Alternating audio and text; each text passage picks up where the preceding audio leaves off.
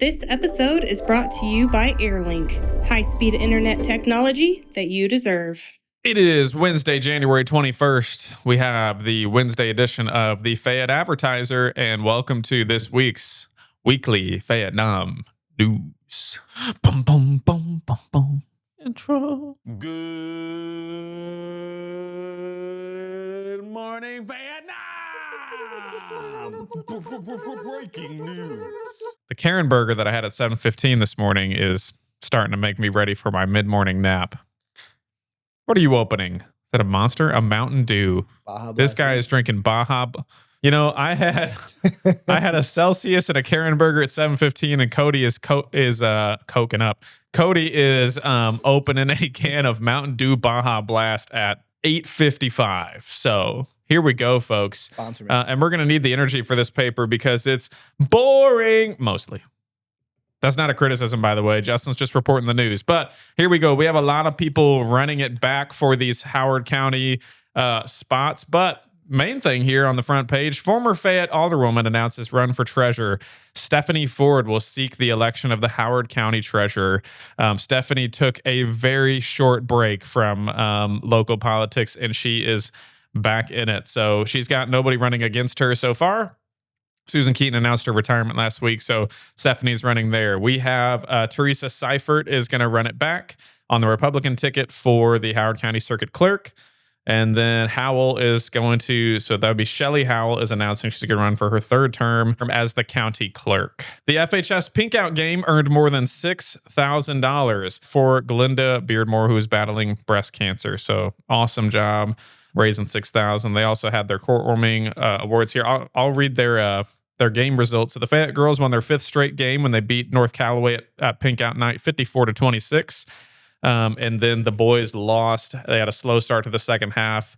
They lost their game 64-54 on Pinkout Night. All right, here's probably the main news of this week's Fayette Advertiser. Glasgow alderman Jeff Parks is charged with 2 felonies in Morgan County, which I had to look up where Morgan County is. There's nothing there. Like, you think Howard County has nothing? Go to Morgan County. They have Versailles, which is pronounced Versailles in this state, okay? Not Versailles. Versailles, okay?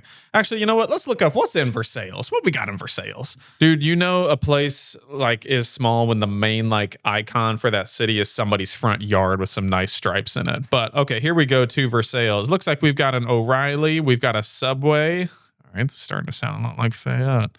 A Glasgow city councilman and Fayette liquor store owner is facing 2 felonies in Morgan County after authorities say he interfered with a traffic stop and later injured 2 detention officers during a violent struggle at the Morgan County Jail on New Year's Eve. Jeff Parks, age 40, is charged with 2 counts of third-degree assault of a special victim, both Class D felonies, a charge of interfering with a first-class responder, a Class B misdemeanor, and a charge of resisting arrest, a Class A misdemeanor, according to court documents filed on January 1st. Also, man, always be doing people dirty in the picture. I think if I ever had a mugshot, I'm smiling. Hopefully, I'm not going to jail for anything. Because then you could put it on a t-shirt and then you look cool. I'm going to say right now, he owns Moz Hooch, right? Yeah. Dude, if he puts that on a t-shirt... If he gets back to being able to make a t-shirt, I'm just saying, like, I guess if I was ever arrested, I would assume that moment you're getting a mugshot is where a lot of reality starts to hit. But if I remember the Scotty Scheffler? You know who Scotty Scheffler is? Scotty Scheffler got bogusly arrested in Louisville, Kentucky earlier. I think it was this year or the year before. That's one where I would, again, I think he was in shock because he's like, what am I doing being arrested? That's one where I'd try to smile and then put that on a t-shirt. That's funny. Anyway, Parks is a Central Ward alderman on the Glasgow City Council, and the Glasgow City Council has had a carousel of chaos over the last couple of years. He's filed for re-election and will be on the ballot in April. A probable cause statement filed by Sergeant Jared Allen of the Morgan County Sheriff's Department stated that a Chevy Bolt in which Parks was riding was pulled over after Sergeant Allen observed multiple centerline violations and inconsistent speed variations of greater than 10 miles per hour, which I will say, a Chevy Bolt is an electric car, and maybe they had it on like autopilot, and this car just had didn't know what it was doing. Anyway. Over the speed limit in Gravois Mills, Missouri, in Morgan County. The driver was cooperative and provided identification, according to the statement. But Parks, who was in the front passenger seat, was visibly intoxicated and repeatedly interfered with the stop and refused to provide identification despite multiple directives. After more than a half dozen directives to Parks were ignored, I recognized this his interference was not going to cease, the statement said. And if he warned that he would be arrested if he continued. Once under arrest, Parks allegedly resisted. Parks continued to berate me with his combative and slurred speech, becoming increasingly defiant. Although handcuffed, Parks began to become physically aggressive, charging toward me and pushing me. He then physically fought my attempts to place him in my patrol vehicle for several minutes, Sergeant Allen wrote in the probable cause statement. While being transported in the Morgan County Adult Detention Facility, Parks continued his verbal berating, which included several threats to physically assault me as soon as the cuffs come off, the report stated. Bullied, dude. Well, again, this is so detailed. Show me the video. Put the video out. At the Morgan County Jail, Parks allegedly remained combative and had to be physically restrained multiple times. The complaint filed with the court by Morgan County prosecutor Dustin Dunkley, that's a sick name. What's up, Dunkley? Alleges Parks knowingly caused physical injury. What does that even mean? Knowingly caused physical injury to 2 correction officers by fighting and or kicking them. According to the probable cause statement, Parks remained in the facility entrance for several hours with detention officers as his behavior persisted and he refused to enter the body scanner or comply with any directions which would facilitate his entry into the facility and booking. Parks is no stranger to law enforcement, having been charged 10 times in Howard and Sheridan counties for offenses including unlawful use of a weapon, assault, trespassing, harassment, aggravated stalking, and violating an order of protection, for none of which he was ever convicted. This isn't the first time I've had these charges and beat them, Parks allegedly stated during the arrest. On January 1st, Parks posted a $25,000 surety bond and was released, according to online court records. The following day, he appeared in court with his attorney, Adam Dowling of Columbia, where he waived formal arraignment and pleaded not guilty. Bond conditions require Parks submit to drug and alcohol testing upon request. Parks is due back on Morgan County Court on Tuesday, March 24th, for a disposition hearing in front of the Judge James Stephen Grantham. City of Glasgow has not issued a statement regarding Parks' arrest. Missouri law states that no person shall qualify as a candidate for elective public office in the state of Missouri who has been found guilty or pled guilty to a felony under the federal laws of the United States of America, or to a felony under the laws of this state, or an offense committed in another state that would be considered a felony in this state. Yeah, so it's funny when I was talking with somebody about this, my first reaction to this when I was reading the report, I was like, poor guy. Honestly, yeah. So somebody was reading this to me yesterday, and as they were reading all that, originally it kind of made me sad. I was like, that just, it stinks to be in that situation or whatever he's dealing with. So I don't want to speak for Jeff. I'm sure Jeff will speak for Jeff unless his lawyer doesn't let him. I'm so pro seeing people, I think he could totally turn, make a 180 and be everybody's pro consequences. Well, I'm pro consequences too, but I think. Yeah. Well, Jeff, here's the thing. And I had this conversation one time with Jeff a few years ago. I don't know if you remember this, but Jeff has been, to a lot of people in this town, a nuisance. Jeff says a lot of things that are right. Correct. Accurate is what I'll call them. Right maybe isn't the right word, but correct and accurate. It is the way he said it and how he has said it for so many years. He's been kind of the main charge on why the flip do we have such high tax rates in Howard County and the city of Fayette. In fact, I think I just found out the other day that my property taxes are cheaper in Boone County than in Howard County. That's crazy. Maybe somebody who understands taxes better can explain that to me. As we move on to actually another proposed tax hike later in this segment that I'll tell you about too. So obviously if Jeff's got some alcohol issues, I hope he works those out, and hopefully the truth comes out here, because there sure is a lot of words that describe this situation about what happened. Let's see the tape. Roll the tape. Speaking of tape, did we ever hear if we found the kid who vandalized the school? As far as I'm aware, I don't think they're ever in it. Yeah, I have not seen anything yet, but we still haven't found the weapon, the shovel. And where them white, I've been looking on Marketplace for black and white dunks. So I did ask, there's a teenager that works at, his name's he's a really cool kid. And I asked him, do you know who the kid is? And he's like, dude, and he's like, no, everybody in school has those shoes. And there's no way we're going to figure that out. I was like, you're telling me nobody even thinks they know who it is? No, dude, roll them up like Cinderella and OJ and see if the shoe fit. All right. Did the glove fit or not? Get every kid in the school, find those dunks. You'd narrow it down to, they're probably like size 11, which is every boy in high school. But I'm just saying. Just full FBI investigation. Yeah. I almost don't want the kid, it's hard because I don't want the kid to his life be ruined, right? Which it wouldn't be. This episode is brought to you by Airlink.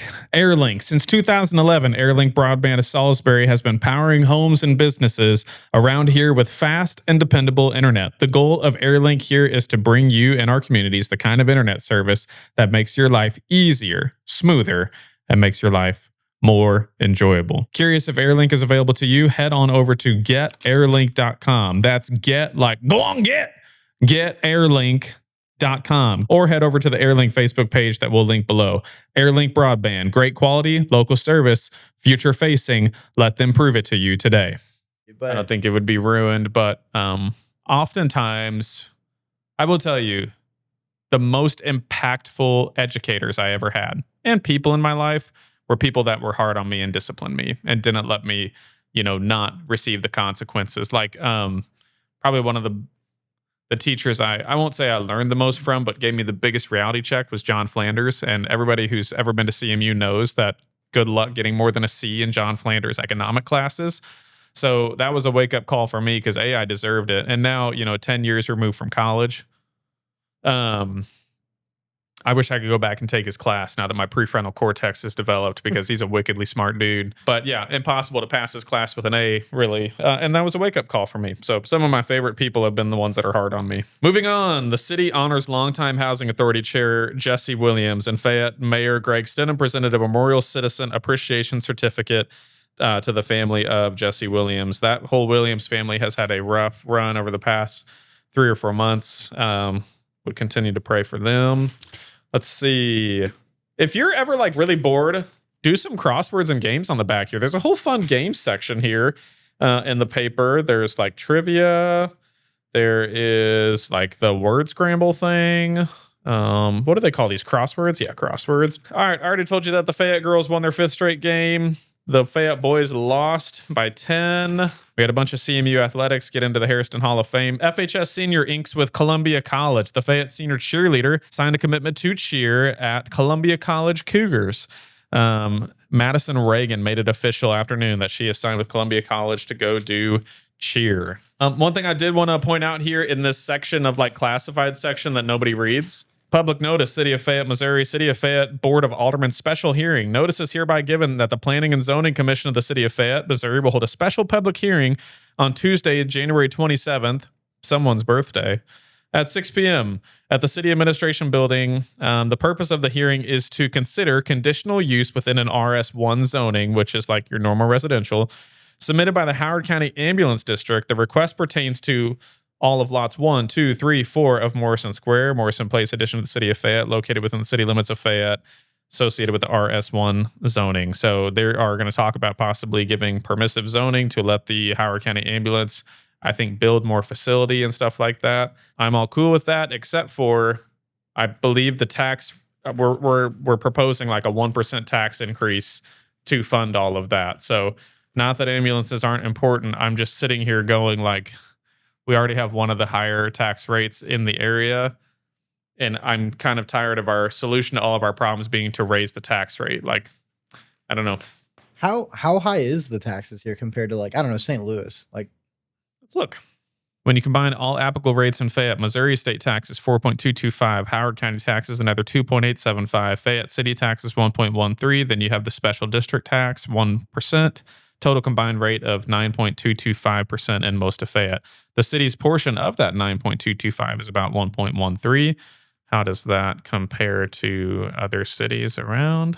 Yeah, because I'm seeing St. Louis has over 9%. So for context, Fayette City is at 9.24. Moberly, Missouri is at 9.48. Columbia is at 8.48, so Columbia is cheaper.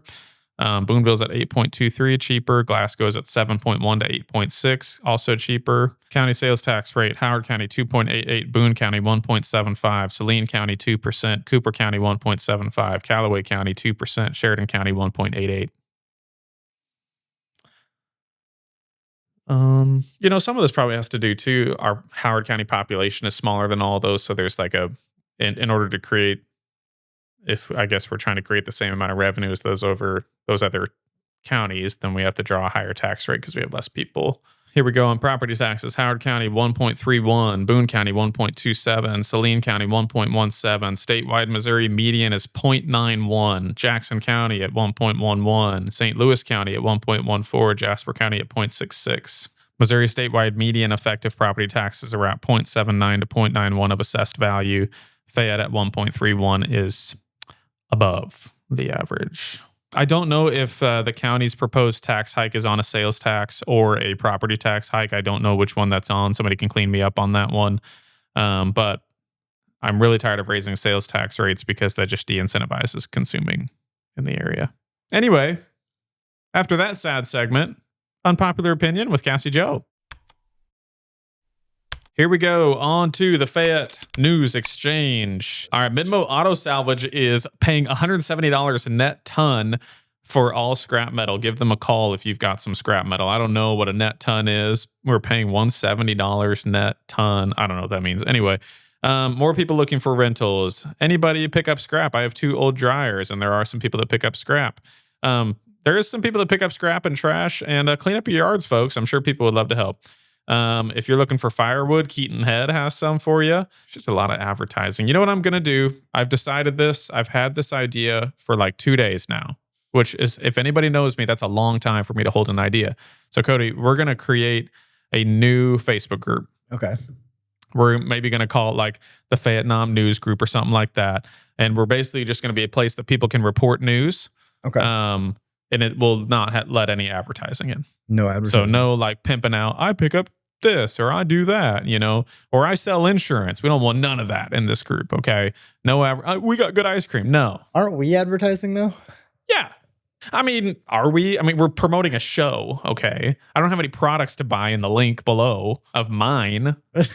Brought to you by Airlink. Attention Fayette. Join us in starting a Delta Theta Tau chapter in your town. Oh my gosh. All right, Terry Williams, reminder for all the parents with kids that love performing. First free trial class, February 4th at 114 South Main Street, which I think is Tricky Fish. There is a youth dancing and singing group class. Do they ever say no to kids, do you think? Like at the tryout, like the youth dancing class, like they come and try out and they're like, no, sorry, you suck. I don't know. That might be really good for some of them but I don't know if a kid's good, like going to be bad. Like I know you can see good dancing at probably, you know, a young age, but like if I was bad at dancing at 6 or 7 years old, like who's to say I can't get better at dancing by the time in high school? So anyway. I always thought talent shows were a sham for that exact reason because they never said no to anyone trying to get into the talent show. In school. Where do you think entitlement came from? It's from schools and parents refusing to hand out first, second, and third place only trophies. Yeah. Our parents. This is exactly what we were raised. Our parents couldn't handle that we didn't get first place or enough playing time. And then shocker, all of us are like, we want participation. But is the opposite then what our parents being upset? That's typically what I've seen is generations are like, I don't want my kids to have the same childhood I had. And in my childhood, we ate tuna on Tuesday nights from the can. And it's like, yeah, probably built some character. That's probably good for you. So anyway, couple quick tips here. We have got some flippin' cold temperatures coming up this weekend. Snow, ice, just stay off the roads. Okay. If you don't have to go out, don't go out. Prepare for it. Do not Armageddon buy like toilet paper and bread. Don't do that. Stop doing that. But it is about to get frigid cold this weekend. We're talking about negative temperatures. So I do have some tips for you, whether you own or rent the house, on how to get ready for this weekend. First of all, they say 10 quick tips. Here's what I got for you. Drip your faucets. Let hot and cold water trickle overnight, especially for faucets on exterior walls. This keeps the water moving and prevents frozen pipes. Somebody might Google me on that, though. I don't trust anything I've read on the internet. And sometimes I've heard people say don't do that. I have seen and I have done this. Open cabinet doors. If you got under sink, if your like kitchen sink butts up to an exterior wall, open those cabinet doors. I know in our super old 1800s house, I had to open those doors when it was frigid cold a couple years ago and stick a space heater blowing into that. So open under sink cabinets and kitchen and bathrooms to let warm air circulate around the plumbing. Check your outdoors hoses. Disconnect those garden hoses. And if you have a shut off for your outdoor hoses, shut them off. If you can cover them with insulated covers, great. I'm sure you could find those at the local Ace. Change your furnace filter. Folks, you should really do that. When I talk to HVAC people, usually like the difference between like a furnace working or not for a long time is just how often you change your furnace filters. So especially if you want air to be moving through freely and not, because your furnace is going to work hard this weekend, change those air filters. You can also find those at Ace here in Fayette. Keep the thermostat steady. Don't like lower it a bunch at night and then raise it a bunch later. Your thermostat has to work really hard to get back up to certain temps. So probably start setting your temps a little bit higher early because your house is going to want to try to hold that heat where you have it. Seal drafts, use towels, weather stripping, or draft blockers around doors and windows. If you're watching this and it's starting to get frigid and you don't want to go out, I've used painter's tape. Even just something to kind of seal off your drafts and things like that. Insulate your pipes, protect well pumps if you're on a well. Garage awareness, keep your garage doors closed and know where your shutoff valve is. So if you do have pipes that freeze, when they thaw out, it's very likely they'll burst those pipes. And if you don't know where your shutoff valve is, you could create a lot of water damage in your home. Anyway, know where your main shutoff valve is. Sometimes you even need to label it in case you're not home. But all those tips aside, can't hurt to have like an emergency, first aid kit on hand with blankets and things like that, just to be ready, flashlights, because you could have power outages when it's this cold. Bundle rooms, things like that. I will say some of my favorite times, even as an adult, is when we knew it was going to be super cold and maybe have some snow days. We would like plan friend sleepovers. And those were some fun times because it was like, we're trapped inside. Have some friends over, make some warm food, and enjoy it at the end of the day. But two things here at the end of the podcast. Instead of doing a question, I'm going to introduce to you two news articles that I read this week.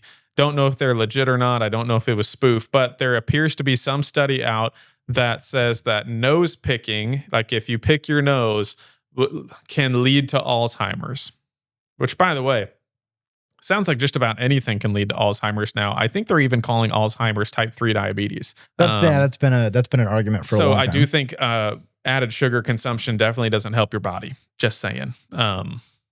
Brought to you by aspartame. Brought to you by aspartame and Uncrustables. I really want an Uncrustables sponsorship, okay? Dude, how fun would that be? Oh, it'd be so fun. I'm going to reach out to Uncrustables and Members Mark, all right? Do you remember Spy Gear as a kid? Spy Gear? Yeah, like the Spy toys. Kids? Yeah, the Spy Gear that you'd get, like they were toys. Yeah. Why were they literally military grade? Like they had like legit. That was back when people made products good and to last. We don't do that in America anymore because it's not a good business decision to make a product that never needs to be replaced. I was reading like the comment threads and someone's like, it was legitimately a way to get kids interested in being in the military. Like, dude, cool. Because it sounds like we're going to need it again.